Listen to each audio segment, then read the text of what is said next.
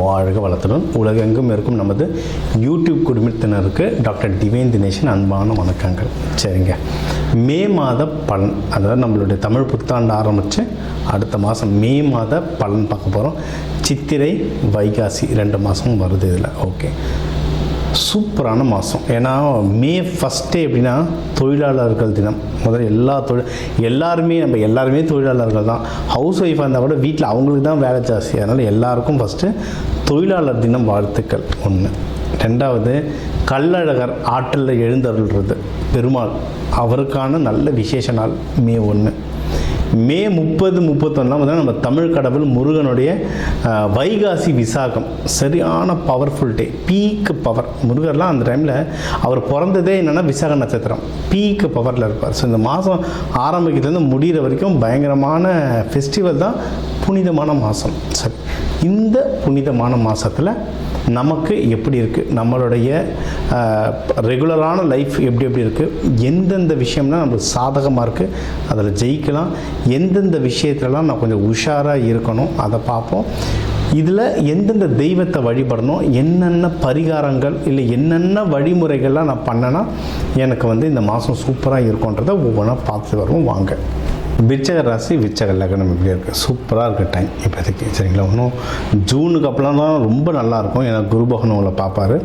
இப்போ இந்த மே மாதமே சூப்பராக இருக்குங்க. ஓகே, முக்கியமாக நீங்கள் ஏதாவது வண்டி வாகனம் வாங்கணும், வீடு வாங்கணும். ஏன்னா எனக்கு தெரிஞ்சு நான் தொடர்ந்து சொல்கிறது நிறைய விருச்சகம் வீடு வாங்குறாங்க. விருச்சகம் வருதுனாவே இந்த இன்வெஸ்ட்மெண்ட் சம்மந்தமாக தான் வராங்கன்றது நல்லா தெரிஞ்சிடும் ஜாதகம் பார்க்கும்போது. அதனால் இப்போ காலகட்டம் ரொம்ப நல்லாயிருக்கு. என்னென்ன வாங்கணும் ஆசைப்படுறீங்களோ, இல்லை எதில் முதலீடு பண்ணணும்னு ஆசைப்படுறீங்களோ தாராளமாக பண்ணலாம். ஓகேவா? இது வீடு நிலம் இது மட்டும் இல்லை, கல்யாணம் கூட. கல்யாணமும் வாழ்க்கைக்கான அடுத்த முதலீடு தானே. ஸோ கல்யாணத்துக்கும் நீங்கள் ட்ரை பண்ணுறீங்கன்னா தாராளமாக ட்ரை பண்ணலாம். அந்த வீடு ரொம்ப நல்லாயிருக்கு, திருமணஸ்தானம் ரொம்ப நல்லாயிருக்கு. யாருன்னா ஏற்கனவே லவ் பண்ணுறீங்கன்னா அழகாக கல்யாணமாக மாற்றி விட்டுருங்க, ரொம்ப பெஸ்ட்டு. அதே மாதிரி வேலையிலையும் உங்களுக்கு ரொம்ப நல்லாயிருக்கு வாய்ப்புகள். வேலையில் நிறைய பேருக்கு ப்ரொமோஷன் கிடைக்கவும் வாய்ப்பு இருக்குது. இல்லைனா அட்லீஸ்ட் குட் சேல்ரி ஹைக்காவது கிடைக்கும். அப்படி சேல்ரி ஹைக்கை தாண்டி சார் நான் ரொம்ப வருஷமாக இங்கே சேல்ரி ஹைக்கு வாய்ப்பே இல்லைன்னா வேறு ஜாப் மாறுங்க, இல்லை வேறு டீம் மாறுங்க. வேலை ஸ்தானம் நல்லாயிருக்கு. ஏன்னா எனக்கு நேற்று ஒரு ஜாதகம் வந்தது, அவங்க தான் சொன்னாங்க எனக்கு ப்ரொமோஷனே கிடைக்கல, நீங்கள் சொல்கிற மாதிரி வேலையில் சம்பளமே உயர்வு இல்லை. நாங்கள் எத்தனை வருஷம் வேலை செய்கிறீங்கன்னா, நான் ஒரு இடத்துல 8 வருஷமாக செஞ்சேன். போன வருஷம் தான் நான் வேறு புது வேலைக்கு மாறினேன்னாங்க. புது வேலைக்கு மாறினீங்கன்னா அதில் சம்பளம் ஏறும், ஆமாம் ஏறும். அப்புறம் அவ்வளோதான், உங்களுக்கு இருக்கிற இடத்துல கிடைக்கும் வாய்ப்பு. கிடைக்கலையா, இன்னொரு இடத்துல கிடைக்கும், ஜம்ப் பண்ணுங்கள். ஒரு தடவை உங்கள் ஜாதகத்தையும் பார்த்துக்கணும். இது பொதுவாக விருச்சிக ராசி லக்னத்துக்கு நல்லாயிருக்கு வேலை. உங்கள் ஜாதகத்தை, தனிப்பட்ட ஜாதகத்தையும் ஒரு தடவை பார்த்துட்டு அந்த கால் எடுத்திங்கன்னா வின் பண்ணுறது ரொம்ப சூப்பர். ஓகேங்களா? இது அதே மாதிரி தொழில் பண்ணுறவங்களும் தொழிலில் மட்டும் கொஞ்சம் கன்ஃபியூஷன்ஸ் ரொம்ப வரும். விருச்சகம் பொதுவாகவே நிறைய இடத்துல ஏமாந்துருவாங்க. அது தொழில் விஷயத்துலலாம் ரொம்ப ஏமாறுவாங்க. இப்போ இருக்க காலகட்டம் தொழில் பண்ணுறவங்க ரொம்ப ஜாக்கிரதையாக இருக்கணும். ப்ராஃபிட், அதாவது யாராவது நீங்கள் சாமான் அனுப்புங்க, நான் அதுக்கப்புறம் உங்களுக்கு பணம் அனுப்புகிறேன். அதுவும் முக்கியமாக வெளிநாட்டுக்கு இம்போர்ட் எக்ஸ்போர்ட் பண்ணுறவங்கன்னா ரொம்ப ஜாக்கிரதையாக இருக்கணும். சரிங்களா, முதல்ல ஒரு 50% காசு வாங்கிடுங்க, ப்ராப்பர் அக்ரிமெண்ட் போட்டுக்கோங்க. ஏன்னா நம்ம நேரமும் டஃப்பாக இருக்குது, உலகத்துலேயும் ரொம்ப டஃப்பாக போய்ட்டுருக்க நேரம். அங்கங்கே ஷிப்பு ஃப்ளைட்டுன்னு எல்லாம் பிளாக் ஆகிட்டுருக்கு. நம்ம அனுப்புகிற சாமான் போய் ரீச் ஆக வேண்டிய இடத்துல ரீச் ஆகிறது கஷ்டமாக இருக்குது. அவங்க பணம் அனுப்புனா அது சேர்றதுக்கு ரொம்ப கஷ்டமாக இருக்குது. அதனால் பிஸ்னஸ் பண்ணுறவங்க ரொம்ப ஜாக்கிரதையாக பண்ணுங்கள், அது ரொம்ப முக்கியம். மற்றபடி நல்ல நியூஸ்ன்னு பார்த்தீங்கன்னு வச்சுக்கோங்களேன், உங்கள் 12, 2 ரெண்டுத்தையுமே குரு பகவான் இருக்கார். அப்போது நிறைய நல்ல நியூஸ் வந்துகிட்டே இருக்கும். கையில் பணமும் செலவாகும். ஆனால் என்ன நல்ல விஷயத்துக்கு செலவாகும். இப்போ எனக்கு தெரிஞ்சவங்களே அவர் விருச்சிக ராசி வீடு வாங்கினார், பிஸ்னஸில் இன்வெஸ்ட்மெண்ட் பண்ணார், ஃபாரினும் ட்ராவல் பண்ணார். கையில் காசே தங்கலை தினேஷனார். சார் இவ்வளோ பண்ணிட்டு இருந்தீங்கன்னா எப்படி கையில் காசு தங்கும்? ஆனால் நல்ல விஷயத்தை தானே போட்டிருக்காரு. அதனால் சுப விரயமாக வரும். நீங்கள் அந்த காசை எடுத்துகிட்டு நீங்கள் கரெக்டாக போட்டுட்டிங்கன்னா, கரெக்டான விஷயத்தில் போட்டிங்கன்னா சுப விரயம். பண்ணாமே பத்திரமா வச்சுட்டு இருந்தீங்கன்னா அது வேறு இதில் கஷ்டமாக போயிடும். ஸோ அதனால் நல்ல வளர்கிற இன்வெஸ்ட்மெண்ட்டாக அதில் பார்த்து போட்டிங்கன்னா சூப்பர். ஓகே, எதுனா சார் நான் ஜாகிரதையாக இருக்கணும்னா மனசில் தான் ரொம்ப ஜாகிரதை. ஏன்னா ரொம்ப குழப்பம் வரும். 5ஆம் வீட்டிலலாம் சனி பகவான் இருக்கிறதுனால ரொம்ப குழப்பம் வரும் மனசில். முடிஞ்ச அளவுக்கு நல்ல மெடிடேஷன் பண்ணுங்கள், நல்ல யோகா பண்ணுங்கள். இல்லை உங்களுடைய கடவுள் அப்படின்னா முருகர் தான், முருகர் வள்ளி தேவானியோட. அப்படி இல்லைன்னா நீங்கள் வந்து துர்க்கை அம்மாவையும் வழிபடலாம். பால் குடம் எடுக்கிறது, ஒன்று தியானம் பண்ணுறது ரொம்ப ஹை லெவல், எல்லாராலையும் உட்கார முடியாது, தியானத்தில் ரொம்ப நேரம் உட்கார முடியாது. அப்போனா நீங்கள் வந்து பால் குடம் எடுக்கிறது, நிறைய பேர் அழகு குத்துவாங்க.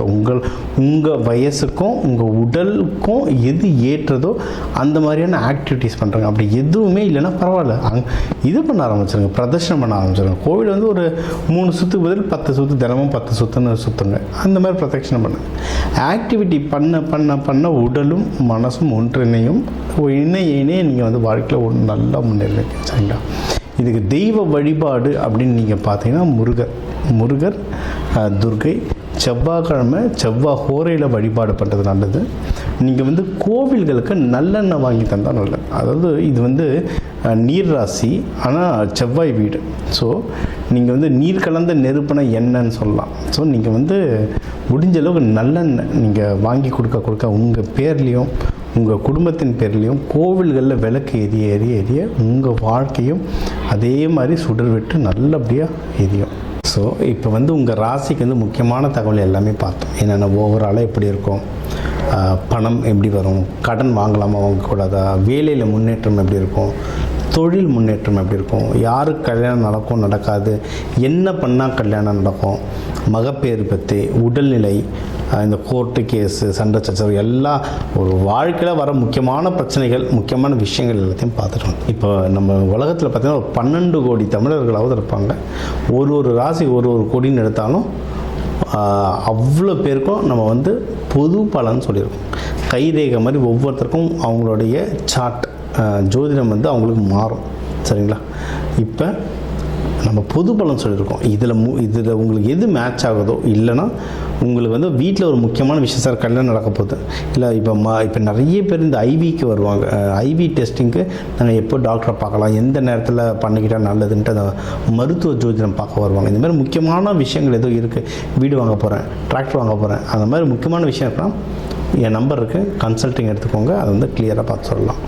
இப்போ இது கூடவே நம்ம வந்து நடுவில் நிறைய ராசிகளுக்கு இப்படி சொன்னோம், தெய்வ வழிபாடும் ஒன்று, கூடவே நம்ம சில தானியங்கள் சொன்னோம். இந்த ராசிக்காரங்க இந்த தானியம் கையில் வச்சுக்கோங்க, அது ஒரு பவர் ஏறணும். அதே மாதிரி நம்ம வாழ்க்கையில் வர சில பிரச்சனைகளுக்கு ஏற்ற மாதிரி தானியங்கள் இருக்குது.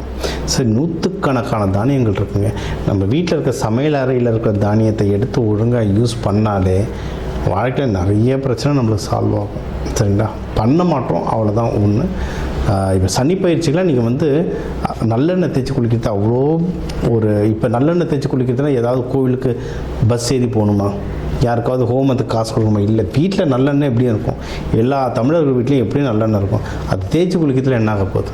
இந்த மாதிரி சிம்பிளான பரிகாரங்கள் நிறைய இருக்குது. தேவைப்படுறவங்க என்னோடய நம்பரை காண்டாக்ட் பண்ணிக்கலாம்.